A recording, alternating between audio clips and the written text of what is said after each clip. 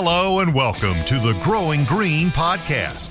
Your host, Jeremiah Jennings, is the owner of Growing Green Landscapes in Birmingham, Alabama, and has a passion for growing the entrepreneurship community for those who are young in business. Being a business owner isn't easy, especially in the early years, and that's why in this show we dive into a wide range of topics covering all the challenges small business owners deal with. Even if your company is generating $1 million or more, the stories from our great guest and Jeremiah's own firsthand experiences will propel your business forward. And now, here's your host, Jeremiah Jennings.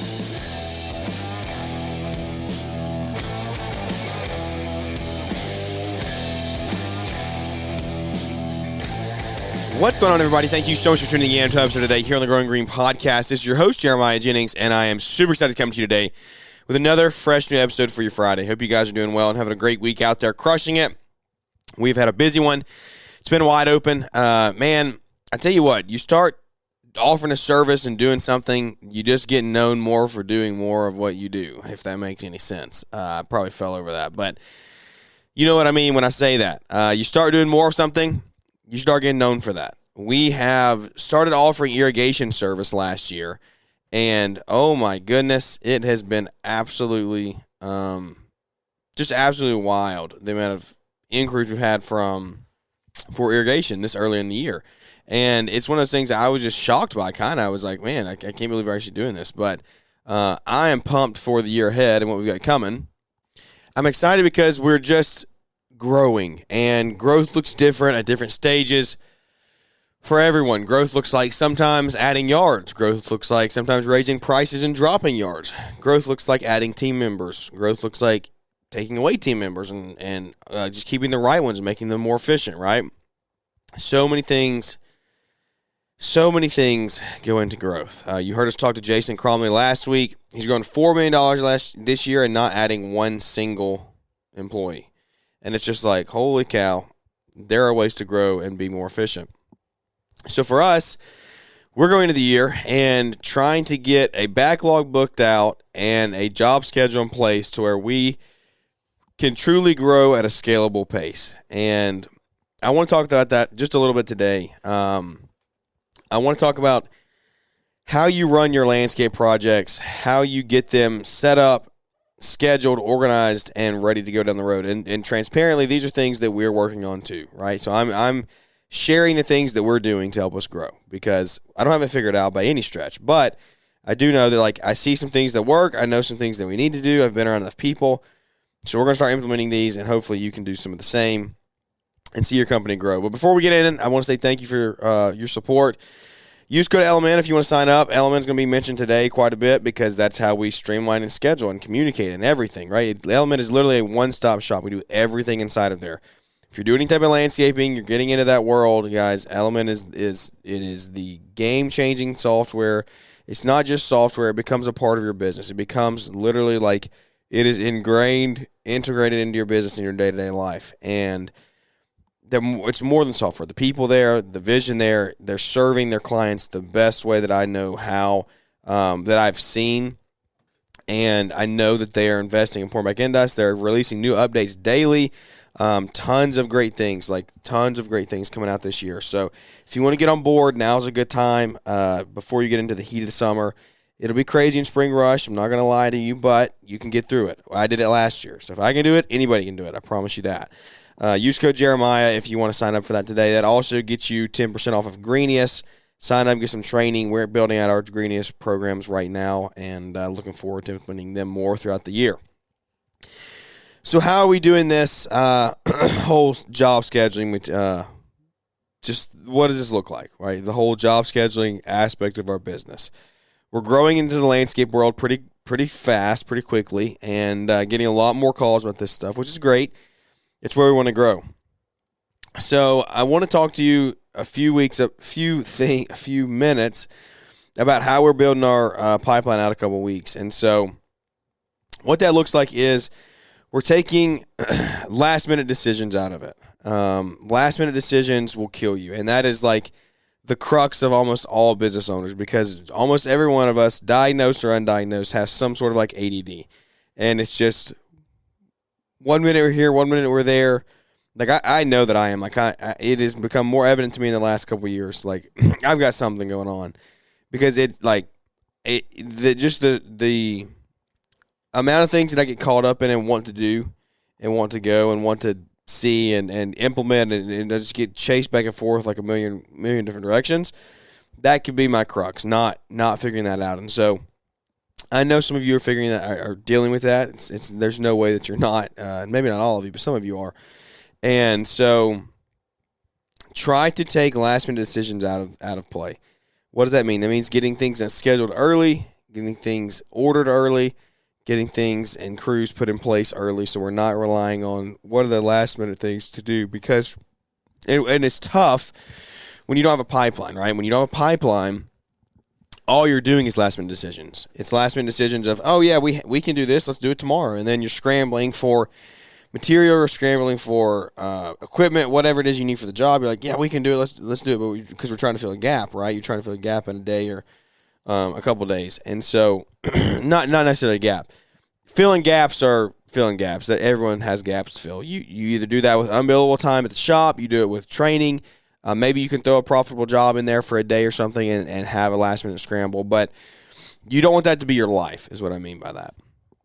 So if you're only looking 2 to 3, 4 days ahead, like you're not running a business, you're just literally managing chaos. That is how I have done things for the past probably 2 to 3 years, and it's like it's time for that to change. We have what's on the schedule for today and maybe tomorrow, maybe the third day, but it is not fun. And I'll tell you, the breakthrough that I've seen in the last couple weeks of getting jobs scheduled, getting them on the board, getting plans printed out for our crews, like that is so freeing, and it's not rocket science. Like, guys, if you do this with if you have 5, 6, 7 crews, you're probably doing this, but you may not. You may be more chaotic because you're trying to find work for 6 or 7 crews, right? And you're trying to get those scheduled day to day, and that's not what you want. The last couple of weeks we have been printing off what we do is we print off, and this is a system.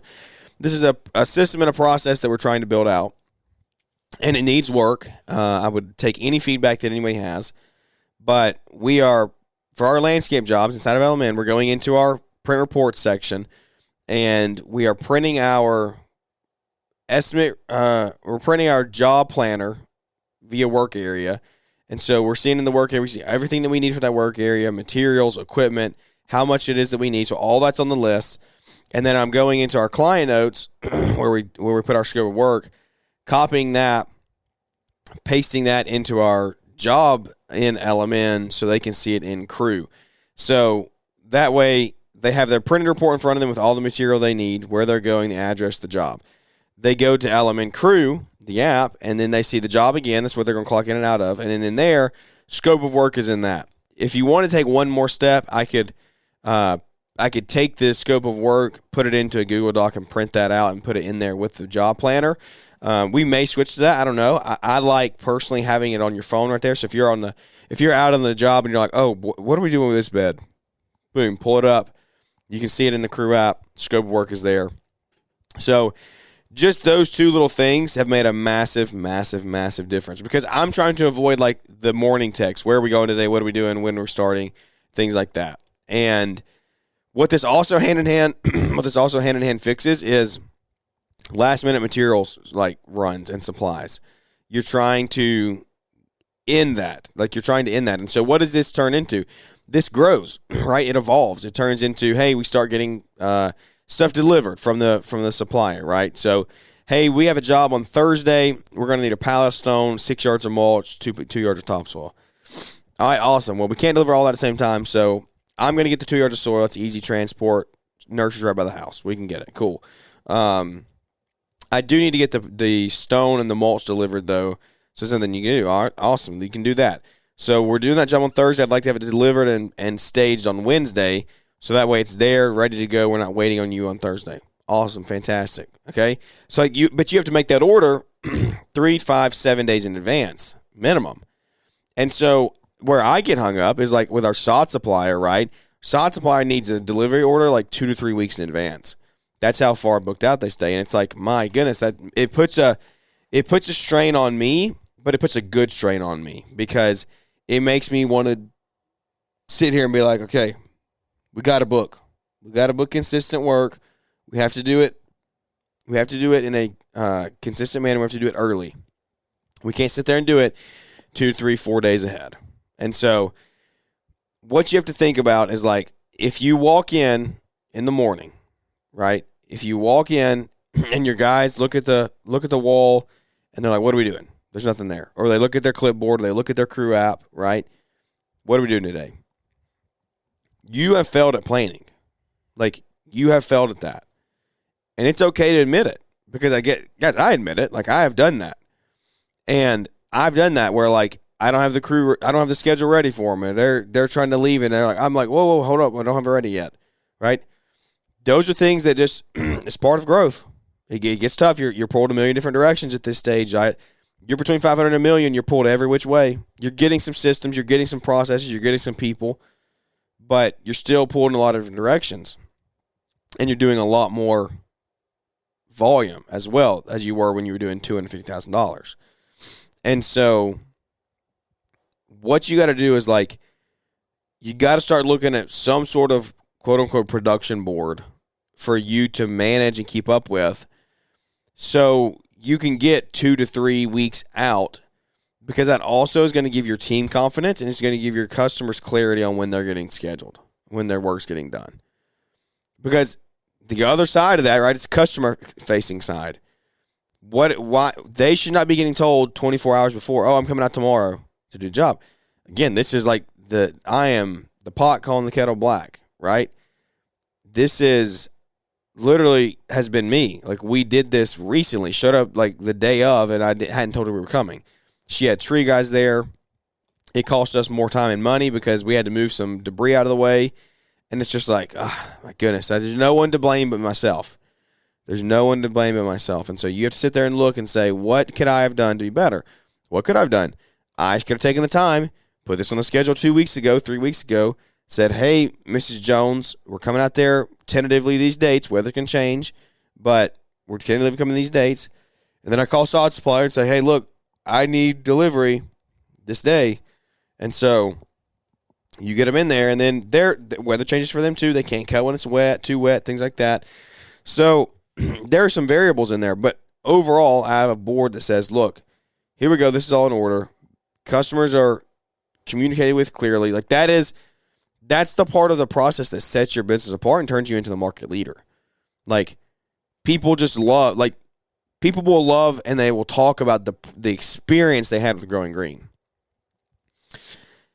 They will talk about the experience that they had through the booking process, through the payment process, through the scheduling process, through the follow-up process, through the collection process, right? Like, that entire process that you go through, and here's the thing, you may not have the process, which is the problem. No process, big problem. Got a process, little problems, right? You are flying by the seat of your pants, trying to just invoice when you invoice, get deposits when you need deposits. Like, and man, I'm hitting myself between the eyes today. But, like, you've got to hammer down. You've got to put the things in place, and you have to make sure that you are in charge of your business. Your business isn't running you, and you're not managing chaos, but you're actually managing a business, and you're leading people the right way. Because that chaotic nature, that does not breed. Good employees don't stay in that. They won't. They will not stay. They will leave. They will look and say, okay, yeah, this isn't for me. I'm sorry. Like, I got to go somewhere with more stability and just, like, organization. This coming in every day, what are we doing? Where are we going? Things like that doesn't work. Doesn't work for me. I got to make enough money. I'm providing for a family. Like, I need to go here and enjoy what I'm doing and not be stressed out because I don't know what I'm doing. What are you going to put on your production board? Like, let's talk about that for just a minute. What does it look like? So, if you sit here, and you can call it a production board, you can call it LMN, you can call it whiteboard, you can call it whatever. Like, wherever it is that works for you, you can put it in a spreadsheet. Have somewhere like this where you have this information. I use LMN for every single step in this process. Client name and address. Very simple, right? So where are we going? We're going to Miss Jones' house. What's the scope of work? What is the job? Okay? So scope of work is we're going to do sod. We're going to put a catch basin in with drainage under it. We're going to put some mulch in the bed, and we're going to throw some plants in. Right? Awesome. Scope of work there. What are the estimated hours of the days that we need for the job? Okay? So we're going to put 2 days on the job, 14 guys. Awesome. We're building up the job, right? What crew we're going to assign. So now we're getting into more of like the scheduling side and what that looks like, the job process side. What crew we're going to have on this? We're going to have landscape crew 1 is going to go on this because this is what fits their equipment needs, or this job fits their equipment availability the best. All right, so we got crew aside. We have estimated hours, scope work's built out, have the customer and all that's entered in, right? All right, move on down. What equipment are we going to have? We're still building at the job, right? So we're going to have, and here's, the beautiful thing, right? So this is why, like, I preach LMN. I'm not trying to pitch LMN, but I am telling you how useful it is. You built this out your estimate. This all transitions over your job like that. Like, push of a button. You build the job, it's all there. You don't have to do this twice. There's no manual work like that. And you don't even really have to have manual work because in the estimate, if you're like, okay, look, we have a landscape job. We do a landscape job 1 a lot. We do a lot of sod, a lot of drainage, and a lot of plantings with mulch. Then awesome, I'm going to build a template that has every equipment I need for sod, mulch, and drainage. Every material that I usually use. Sometimes I won't use them, but even if it's the majority, it's not going to be on there. And what are the estimated hours for both of my team members usually? Or crew foreman, or whatever your title is for your people, right? Put all those into a template, and then guess what? You build this estimate, you click a button, all of that stuff automatically comes in. You add the values to whatever you want. So maybe you're going to do, so here's how you would build your template. You build your template and say, I'm going to have Bermuda sod, zoysia sod, centipede sod, St. Augustine sod. I'm going to have topsoil. I'm going to have black mulch, brown mulch, red mulch. I'm going to have plants you can get a little crazy with. So maybe you build like a different one. Put your like ones you use all the time. So for us, it's like sunshine, ligustrum, tea olive, azaleas, liriope, daylily. Like we use those a ton. And so those would all go into your template, right? Well, you're not going to use all of that on every job. But what you're going to do is create the template. You're going to import the template into the estimate. And then you're going to say, okay, I'm going to use 2 pallets of Bermuda, but I'm going to use 0 of everything else. And everything goes in there with a 0 value. So you don't have to touch it. You just let it sit there. And then you're going to say, I'm going to have 2, 2, 2, 2. And it's going to, when you print that job planner, it's going to tell you what you need and the amounts you have. And you create the job. It all goes over. Materials list, that's kind of goes into what I was just saying there. And then what's the status of the job? Is it still pending? It's still for review. So that's where like the estimate of the job going to go hand in hand. Is it scheduled? Is it in progress? Or is it complete? Update those things daily. Like, it's not that hard. It's a push of a button. Just go through and review every day your job statuses, update them, and guess what? You can do that in LMN, in the crew app. When you go out on a job, you press complete. If it's still going, you're not done, it's not going to complete it. It's going to show it is still going. It's very, very easy when you use the right systems in the business to help you actually grow and grow at a sustainable rate. The last thing I want to go over is how we're going to actually structure this, how we're going to set this up. So we want to get 2 to 3 weeks out minimum. That's what you want to do. And so that's like a rolling 2 to 3 weeks. So it's really never ending, right? You never stop booking, you never stop communicating, you never stop scheduling. Get locked in on week 1. Like jobs are confirmed, all the materials are ready, crews are signed, customers have been contacted. Boom. All right, so this is week 1. This is the week right ahead of you. This is what you're doing. All that stuff has to be done. You've let them know when they're coming. Week 2, well, we're like 85% locked in, right? Because weather can change. We may go long on another one, so we're going to say, okay, jobs are scheduled, but they're still flexible. We're going to schedule for Tuesday, may change to Wednesday. Materials are ordered, right? And you're doing the internal prep that you need. You're starting some customer communication. You're letting them know ahead of time when you think you may be coming, things like that. Week 3, the third week of the booking process, you're like 50% tentative on things, but you want it you want to at least be starting on it, right? You're penciling the jobs in based on the likelihood that you're going to actually schedule them. So this could be going back and forth between the jobs and the estimates. You're forecasting what you need for the job, and that way you can potentially batch purchase. If you have materials that you're using in week 1, you know you're going to use it again in week 3, you could buy it all at once, right? So you should be going and looking out at that schedule. And so this is a revolving thing, right?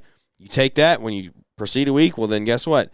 What was originally week 2 now becomes week 1. What was originally week 3 becomes week 2, right? And so you just keep working that through, and you build that process out. And maybe it's different for you. Find what works for you, but build something like that to get yourself moving. What we're going to do moving forward, and what we have tried to do, is like once a week we have like a production meeting. We review what we're doing, what went wrong, what went good, how we're going to fix it, what do we got coming up for the week, right? And so we go through all this on Mondays. Pick your day of the week that you want. I just like starting off the week strong on a Monday. So pick what works for you. But anyway, that is how we do it, and is how we're going to continue to do it. So this is nothing groundbreaking, guys, but it's hopefully like a true tangible item for you to take into operations and hopefully see true change.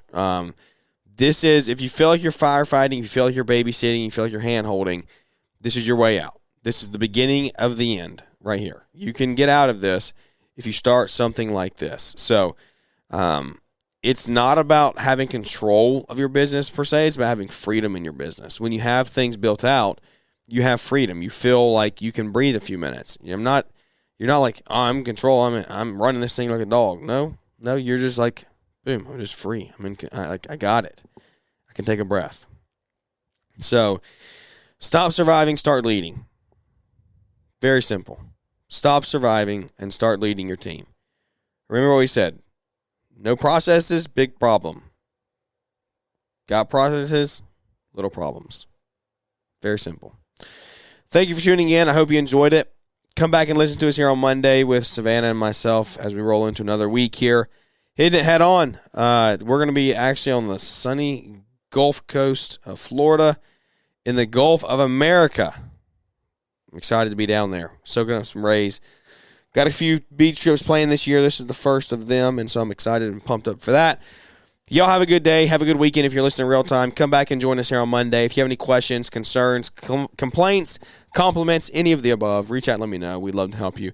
Thank you for tuning in. If you have any questions, again, please let me know. I want to help you any way that I can. So, without any further ado, guys, that's going to wrap this one up. And we look forward to catching up with everybody here on the next one. Thanks for tuning in to the Growing Green podcast. It is an honor to have you listening, and we hope you receive valuable advice to help take your business to the next level. Don't forget to follow the podcast so you'll be notified when our next episode drops.